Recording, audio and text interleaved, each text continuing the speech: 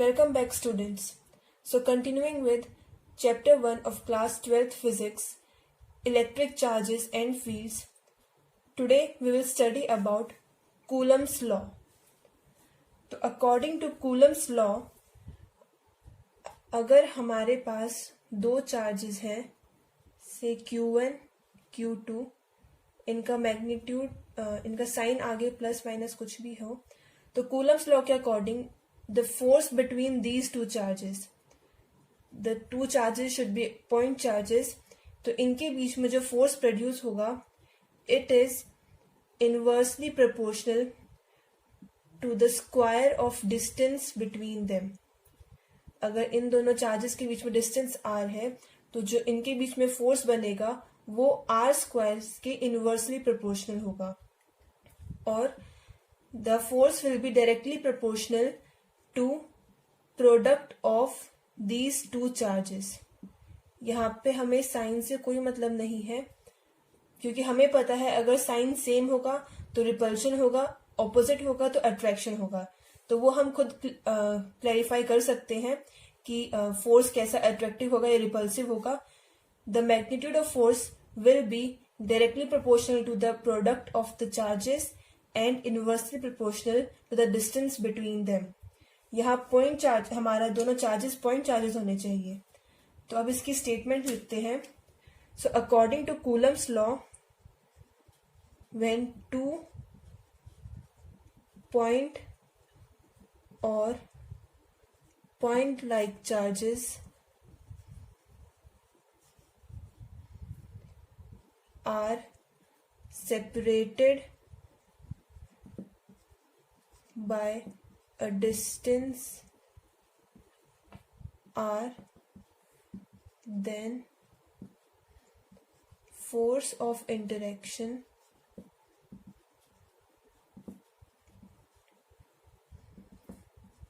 between them is directly proportional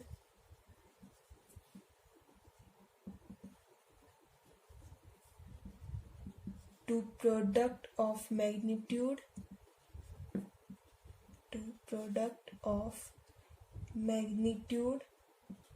of charges and inversely proportional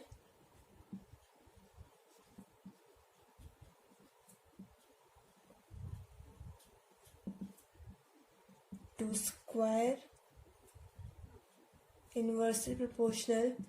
square of distance between them.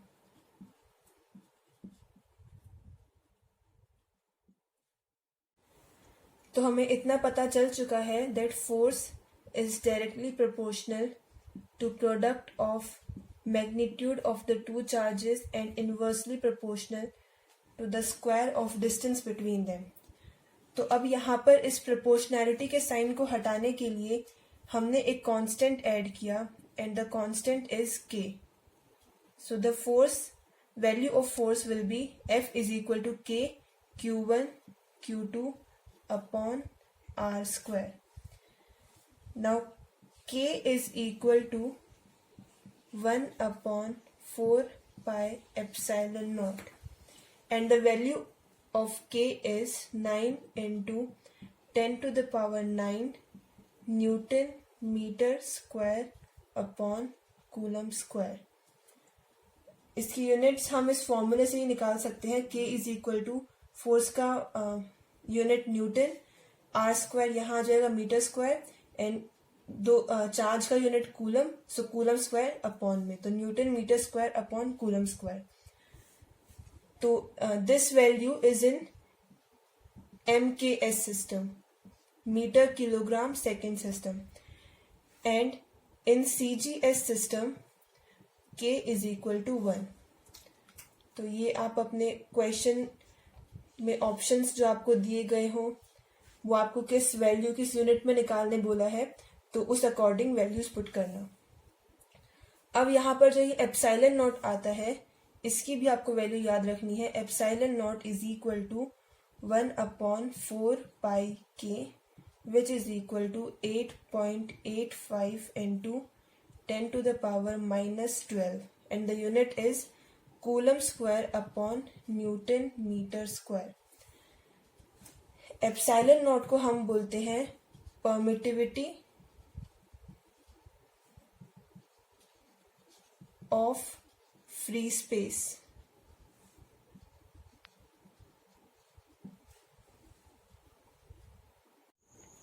तो अब तक हमने देखा F is equal to k Q1 Q2 upon R square which can be written as F is equal to 1 upon 4 pi epsilon naught Q1 Q2 upon R square. तो इस फॉर्मूले की help से हम फोर्स का मैग्नीट्यूड निकाल सकते हैं. यहाँ दो चार्जेस है Q1 Q2 separated by a distance of R. तो अब हम इसी फॉर्मूले को वेक्टर फॉर्म में पढ़ते हैं.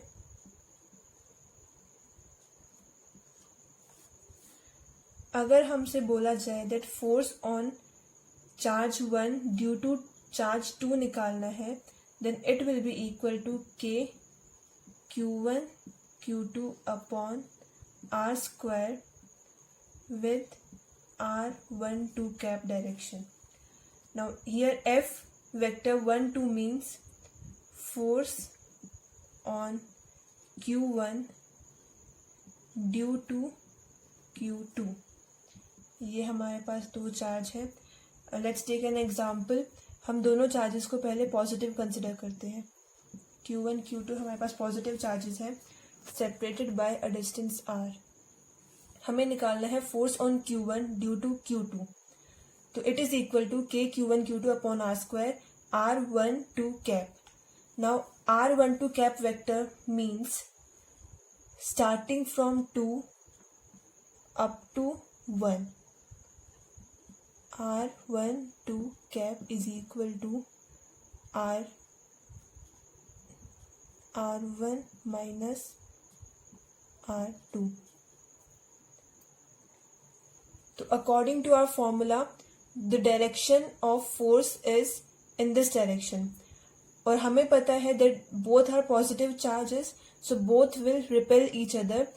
तो Q2 हमारे Q1 पर लेफ्ट साइड में ही फोर्स लगाएगा.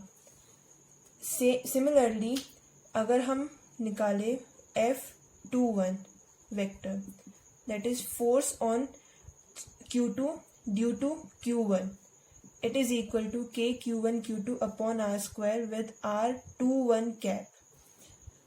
अब यहाँ पर हमें निकालना है force on Q2 due to Q1. तो R21 cap starts from 1 up to 2.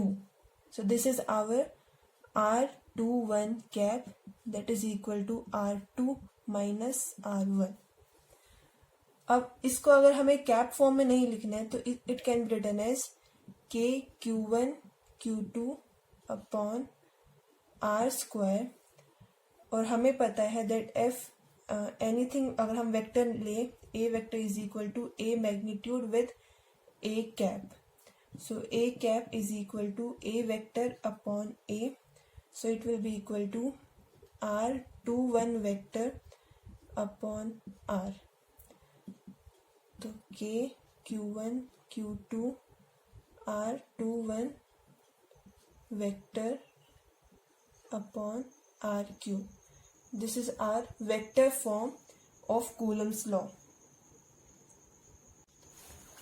वही अगर हम एग्जाम्पल लें that Q1 is a positive charge and Q2 is a negative charge, then force on Q1 due to Q2 force vector is equal to k Q1 and Q2 is having negative charge upon R square and direction will be R1 to 2 cap. So R12 cap means from 2 to 1 this direction. Okay. तो force on 1 due to 2 will be this. लेकिन यहाँ पर ये negative sign आ गया है तो this is equal to minus k Q1 Q2 R12 cap upon R square तो ये वेक्टर की डायरेक्शन ऑपोजिट हो जाएगी और ये हो जाएगी।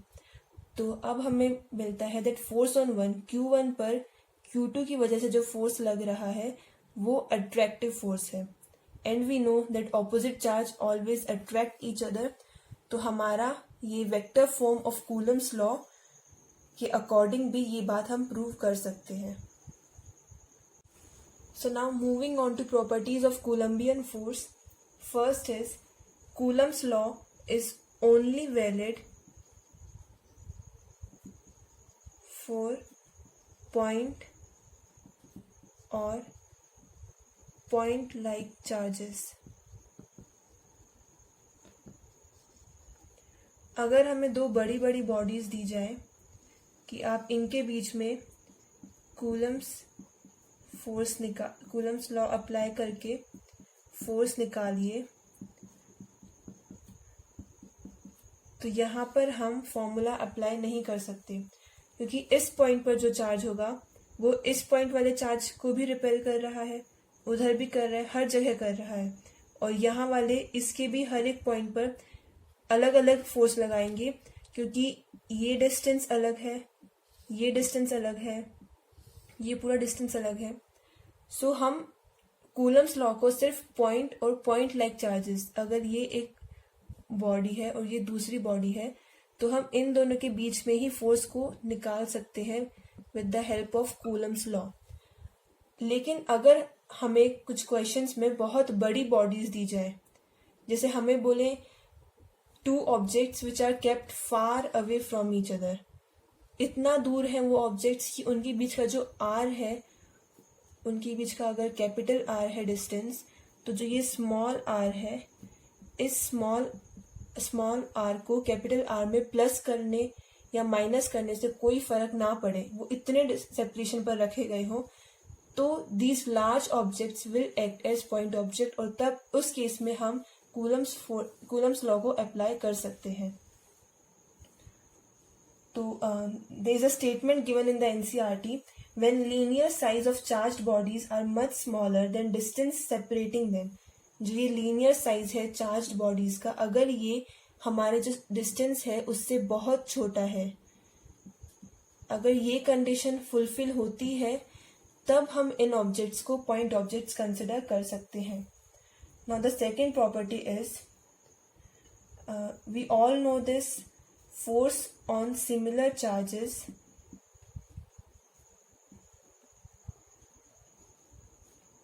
is repulsive and force on opposite charges is attractive. Next, angular momentum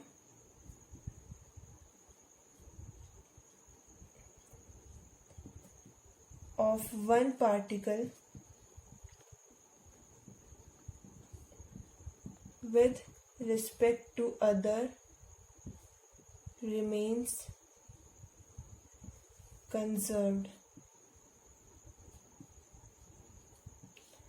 तो ये आपको ध्यान रखना है दैट कूलम्स फोर्स के केस में एक पार्टिकल का angular momentum with respect to other हमेशा कंजर्व्ड रहता है, हम कंजर्वेशन लॉ अप्लाई कर सकते हैं। Next is the force between two particles, two charged particles is an action reaction force, which means that net force on the system is equal to 0। अगर हमारे पास यहाँ प्लस Q1 चार्ज है, यहाँ plus Q2 charge है, separated by a distance r, then force on charge 1 due to 2 is equal to KQ1 Q2 upon r square r12 cap. r12 cap means from 2 to 1. This is force on Q1. Now force on Q2 is F21 due to 1 is equal to KQ1 Q2 upon r square r 2 1 cap from 1 to 2। तो overall इन दोनों forces के का magnitude same है and इनकी direction opposite है। तो on only on charge Q1, अगर हम सिर्फ Q1 की बात करें तो इस पर लेफ्ट साइड में फोर्स लग रहा है।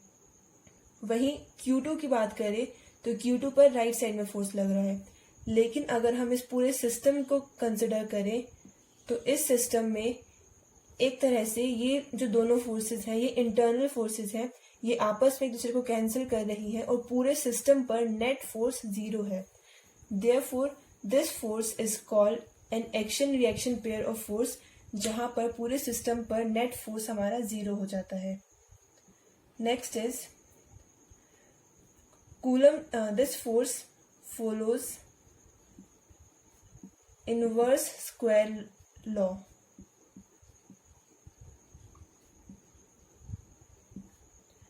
ऐसा क्यों? Because force is equal to r square. यहाँ जो फोर्स है वो आर स्क्वायर के इनवर्सली रिलेशन में है, therefore it follows inverse square law. Next, Coulomb's force is a conservative force. ये पॉइंट बहुत इंपॉर्टेंट है, ये कंजर्वेटिव फोर्स होती है। तो इससे क्या होगा? This means that electric potential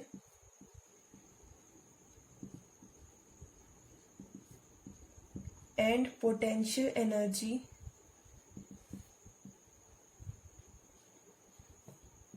can be defined under the action of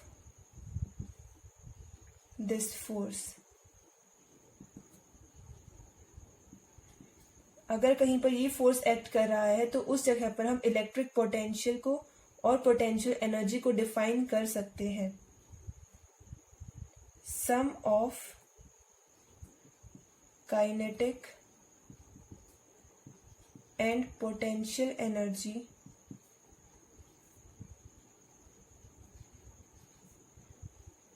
remains constant। तो इससे हमें क्या पता चलता है? कंजर्वेशन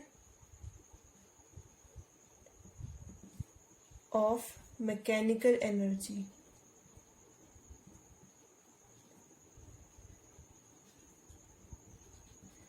इस फोर्स के एरिया में हम मैकेनिकल एनर्जी को कंजर्व कर सकते हैं क्योंकि यहाँ पर sum of kinetic and potential energy constant रहता है। ये सेम केस ग्रेविटेशनल फोर्स में भी था। Gravitational force is also an example of conservative force.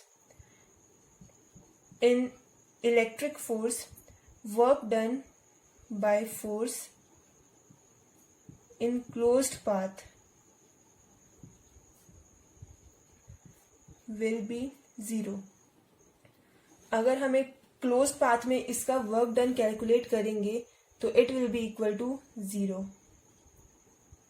Here work done depends on initial and final position. It does not depend on the path followed. तो ये चारों हमारे इम्पॉर्टेंट पॉइंट्स हैं जो conservative forces के केस में हम apply कर सकते हैं। कंजर्वेटिव फोर्स का एक और एग्जाम्पल है ग्रेविटेशनल फोर्स, जो आपने 11th स्टैंडर्ड में पढ़ी है।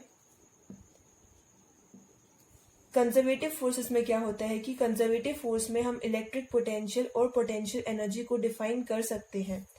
कंजर्वेटिव फोर्स में कंजर्वेशन ऑफ मैकेनिकल एनर्जी को हम अप्लाई कर सकते हैं। इन फोर्स के एरिया में हम क्लोज्ड पाथवे पे अगर वर्क डन कैलकुलेट करते हैं तो it will come to be 0।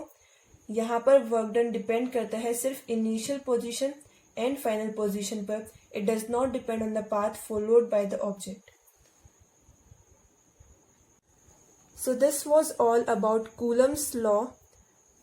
Next video में हम कुछ क्वेश्चंस करेंगे अगर आपको कोई भी डाउट हो, कोई भी चीज़ समझ में नहीं आई है, then you can openly ask me in the comment section. Do like, subscribe and share this video. Thank you.